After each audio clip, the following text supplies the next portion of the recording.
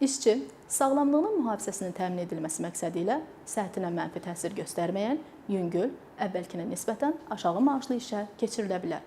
Bu halda işçilərə yüngül işə keçirildiyi gündən etibarən bir ay ərzində əvvəlki işi üzrə orta əmək haqqı saxlanılır.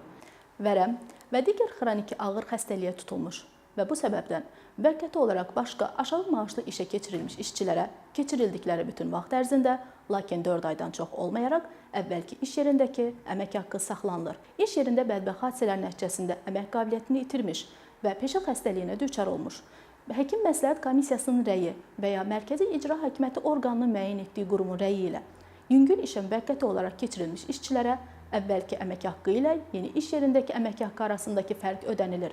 Bu fərq işçilərə əmək qabiliyyəti bərpa olunanadək və ya əlilliyi müəyyən olunan vaxtadək ödənilməlidir. Əmək hüquqlarınızı öyrənin və tələb edin.